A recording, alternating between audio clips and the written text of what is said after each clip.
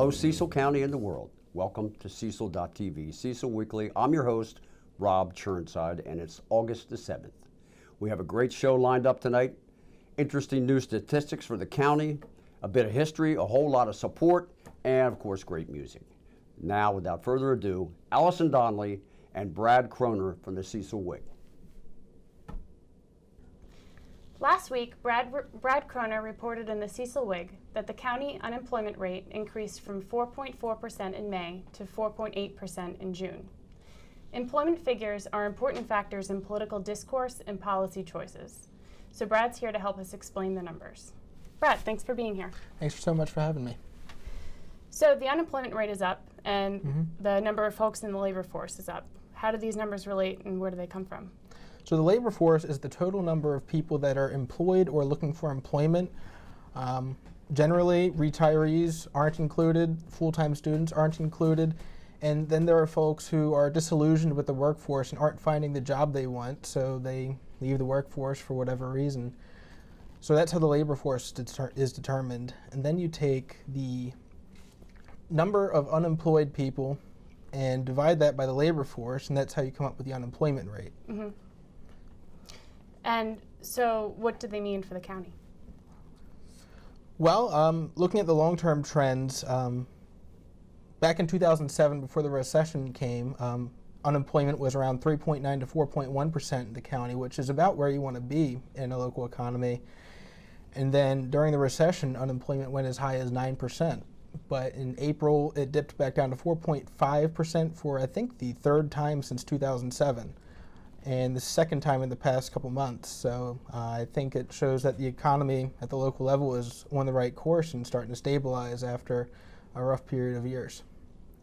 And to what do you attribute the increased number of people in the labor force in recent months? I think there are two primary factors with that. The first is that every year, if you look back the past 10 years at Cecil County's unemployment figures, unemployment always rises from May to June, and I think that's partially because students are on break. High school students are graduating, looking for work. College students are on summer break, looking for that summer job, and college graduates are starting to look for their career. So that's one factor that's increasing the labor force. The other is that Amazon is bringing 1,000 jobs, Lidl is bringing 150 jobs, TrueAir is bringing a few more, and there's potentially more opportunities along the way. So people are feeling, they have a renewed sense of optimism about the local economy, and I think that's bringing people back to the labor force. So do you foresee this as a trend for the county? I think so. I mean, if you keep looking at the data, it's downward trend. Seasonally, unemployment typically goes up a little bit in the summer. If you look at the statewide data, each county except for Wycomico County and Worcester County saw unemployment increase. Worcester County is the home of Ocean City, so that certainly helps their employment in the summer months. Very cool. Well, thanks for being here. Thanks so much for having me. Well, it sounds like good things might be happening on the Cecil County vocational front. Now, support. The peer recovery program in Cecil County Health Department is supervised by Amy and includes Jess. Welcome, ladies. Thanks Tell for me having about me. this peer recovery. Well, the peer recovery specialists at the Cecil County Health Department play a variety of roles. And one of the main roles is to help link those who are still sick and suffering into treatment. We have a variety of different options, whether it's recovery housing, if it's inpatient treatment, if it's outpatient treatment. And really, our strongest message and our strongest force is that we are people in long-term recovery ourselves. So we speak the same language. We get where these people have been, and we can drive the message home. And it's kind of, I'm sure you're holistic. The addictions program at the health department is just one facet of the whole deal, right? It is. There's many different layers to addiction, and there's equal parts to recovery. And not all roads to recovery are the same. So we have alcoholics who are in recovery. We have heroin addicts who are in recovery. We have, pot smokers in recovery. I mean, it's multifaceted. Addiction's multifaceted, and as should recovery be. So what we do is we give the warm handoffs from people from Union hospitals, from the jails, from the schools. We are in Upper Bay treatment facilities and different partnerships around the community, the commissioner's office. And we provide that stable support for those individuals coming through those other facilities. And we let them know that we too have been there, and we know the path, to recovery and what makes it work. As a peer recovery specialist, Jess, what's your main focus with somebody coming into the program, say from day one? Just to make them feel welcome and let them know they're not alone, and that if I could do it, they could do it. I think one of our strongest aspects about us as peers is we all have a different journey, and we all have been in different areas of our lives where we have felt hopeless. I'm a mother of 3, Jess is a mother of 4, so we can appeal to the sick and suffering mother and woman. We have other peer recovery advocates who are 26 years old suffering from a heart infection and then a drug addiction. So Patrick is one of our peers, and he appeals to a younger demographic. So I think one of the beauties that we have at the health department is that we can hit everybody at different age levels and at different experiences in their lives. We can stand up and say, hey, you know what, I'm not fine either. I screwed up, and here's what's wrong with me. And Right. we can give other people kind of a safe place to come and talk with us and try and drive the message of hope and recovery. Well, I'm sure they need it, and their families need that level of support as well.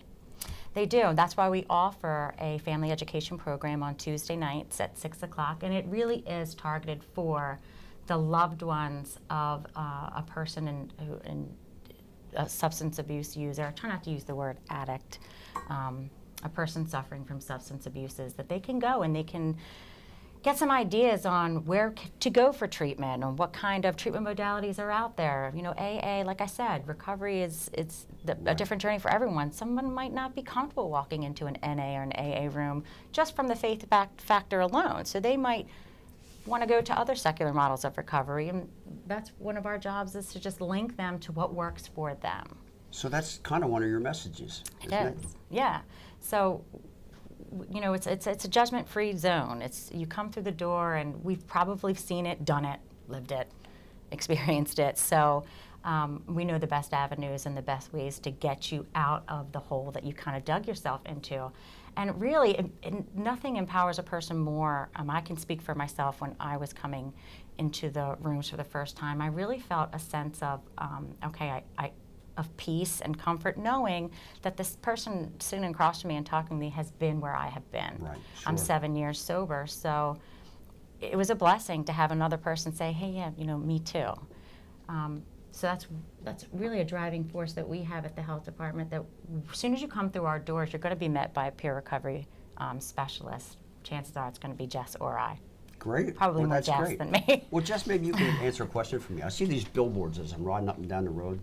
Rewrite your script. What is that? Just like a slogan? What is that? It's a website that offers different resources all over the world, well, like America, and it helps link you to treatment or other resources in the area. Mm-hmm.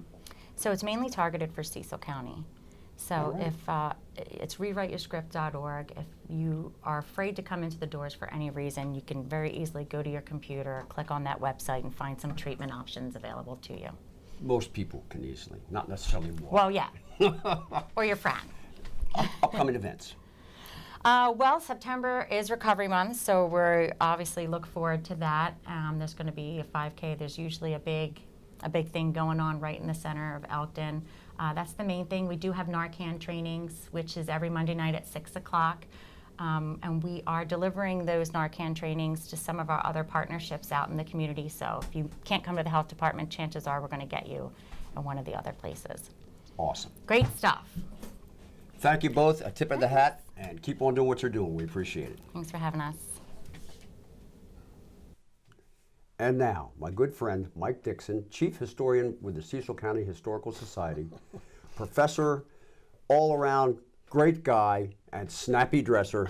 Welcome, Mike. Thanks for having me, Rob. And I'm hearing we're going to be having you not just today, but maybe again and again. Oh, wonderful. Thanks for inviting me and inviting us. Myself, I could not get enough history. You're going to give us a slice of something today. What is it? Well, recently we're always working on interesting projects, and about a year ago we were contacted by a professor from Holland who is working on a book about the Senator Kennedy's funeral train. It's going to be 50 years on June 8th of next year. The senator had been assassinated while campaigning out in California, and there was going to be a funeral train that came all the way down the Pennsylvania tracks from New York to Washington, D.C. Wow. So RFK died in '68, correct? Mm-hmm. That was a few years ago. Did you yourself witness this? I did. It was I was a teenager, and it was a terribly sad day in the nation. Remember, it's 1968, and there's a Yes. lot going on. Yes. Martin Luther King's assassination, riots in the cities, and here's this young, idealistic senator that a lot of people were excited about. The railroad tracks throughout the county, Rob, were lined with thousands of people. I think the Whig reported there were 2,000 at the Elkton station. Yes, and I was going to Yeah. say, they converged at the Elkton station right across from the bowling alley. Mm-hmm. And apparently there was a local guy, I forget his name, Mm-hmm.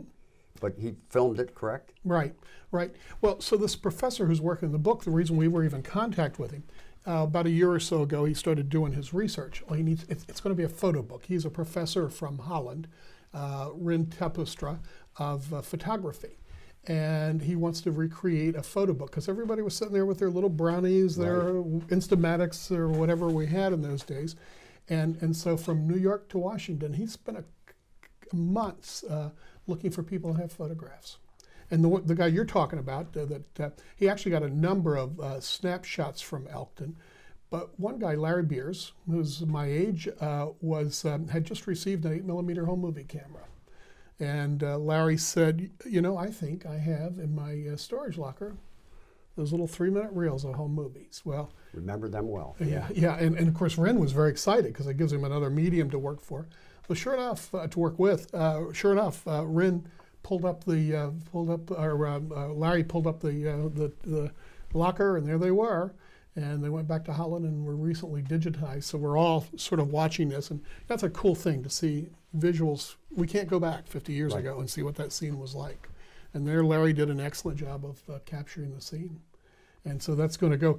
This professor's actually got a Smithsonian fellowship. He's in this country. And his exhibit and his book are going to open at some of the major Washington, D.C., New York, and San Francisco museums. So his photographs won't just be exclusively RFK's train, but it'll be all kinds of stuff. Actually, it's going to be just the funeral train. Really? Yep. Wow. That's in depth. Yeah, can you imagine? And see, of course, it was a major news event, and it was a sad day in a lot of ways because the train was late. There had been a fatal accident outside of New York City, in the Newark, New Jersey area. The train, it was 4 hours late passing Elkton, and the crowds were waiting. But there were newspaper photographers on the scene, and so there's like plenty of professional photos.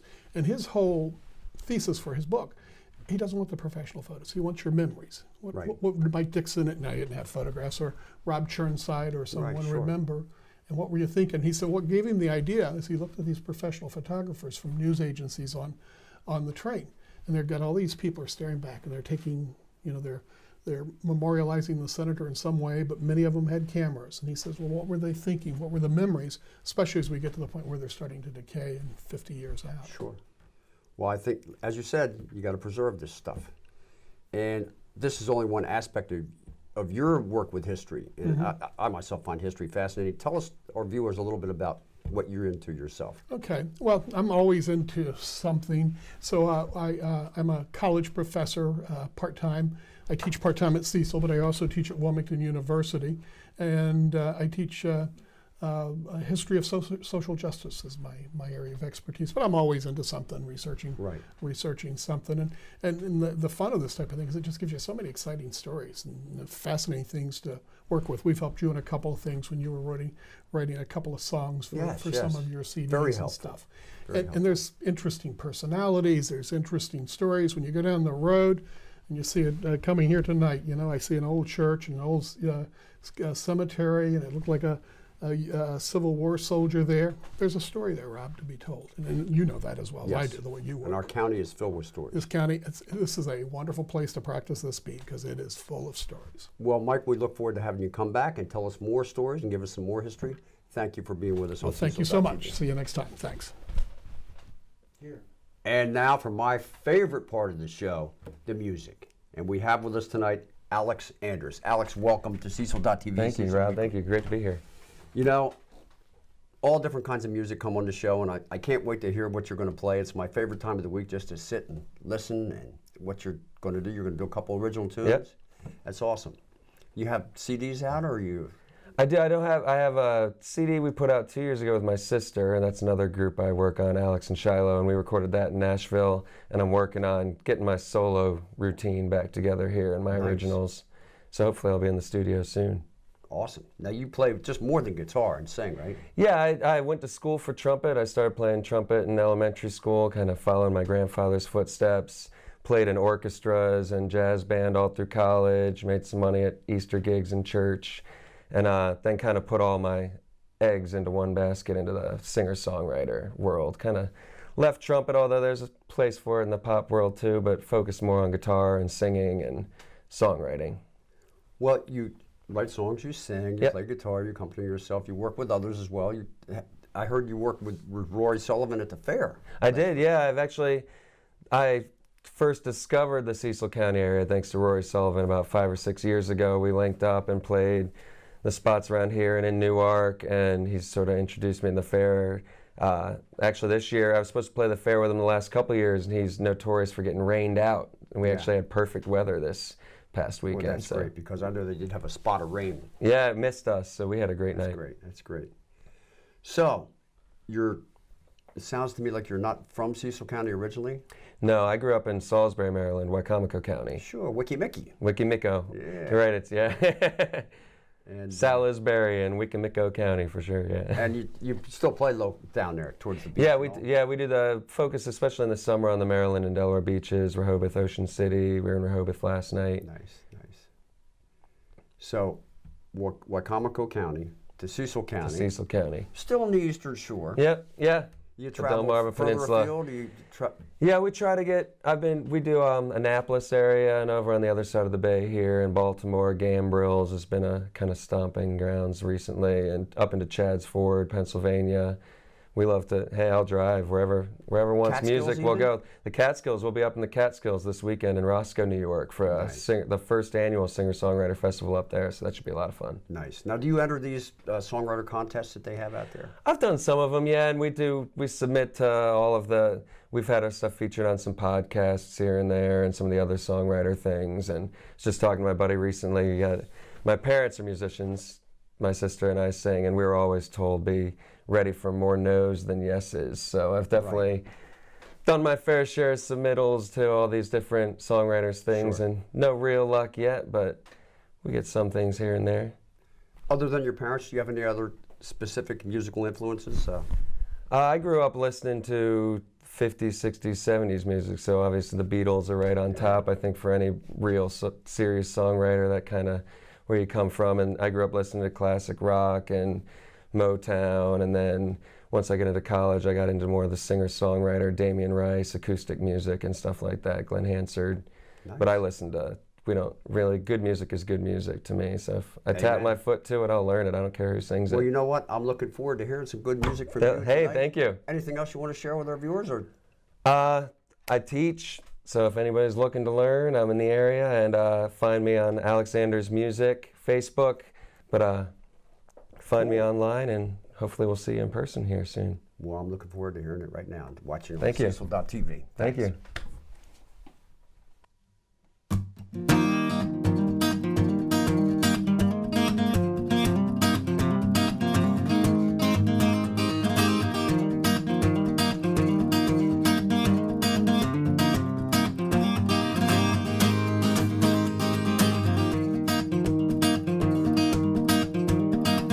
I just want a girl to hold me in her arms, not asking for the world at all.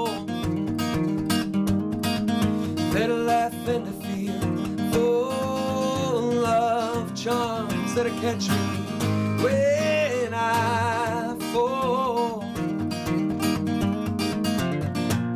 Of all of these girls, there has to be that one special girl out there for me. I know I won't have to look to see. My heart will know she's the one for me.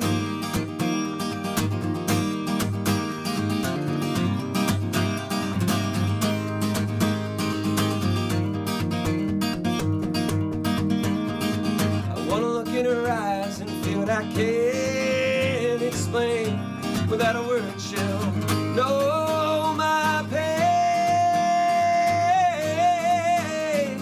When I think of her I have to smile, 'cause I can feel her from my mind.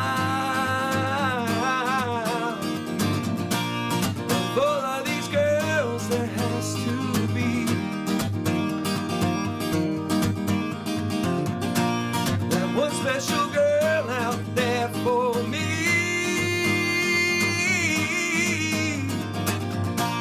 I know I won't have to look to see. My heart will know she's the one for me.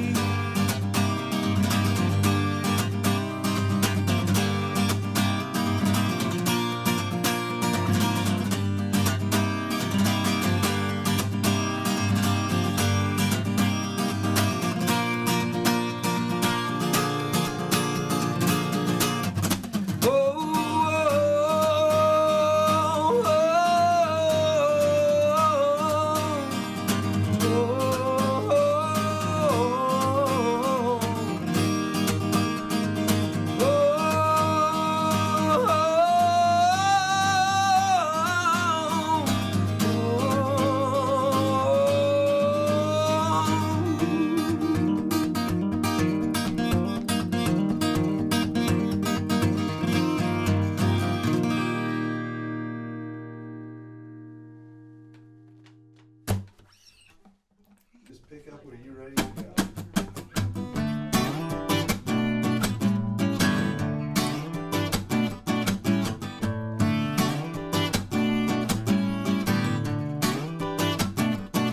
Well, I had coffee with a girl today. It couldn't have gone better any other way. No awkward silences, tripping on words. We never ran out of things to say.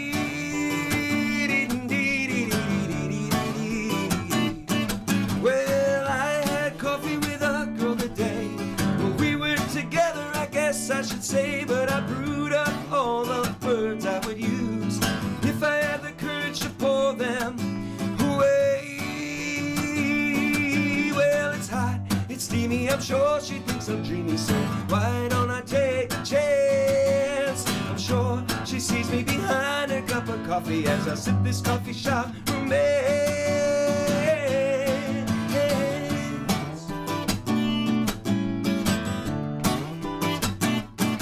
Well, I had coffee with a girl today, the third time this week, but there's still plenty to say, 'cause I waited too long to introduce myself.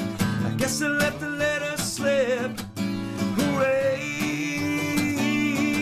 Well, it's hot, it's steamy, I'm sure she thinks I'm dreamy, so why don't I take this chance? I'm sure she sees me behind a cup of coffee as I sip this coffee shop romance. It's 11 p.m. We're together again tonight over a different drink. Who would think I'd get this chance to bring to life my coffee shop romance?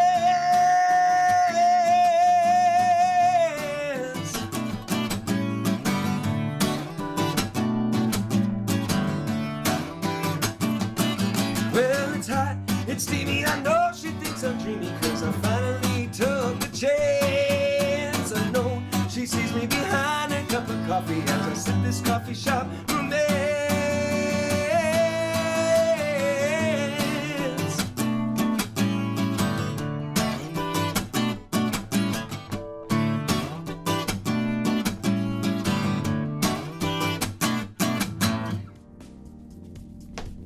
Thank you.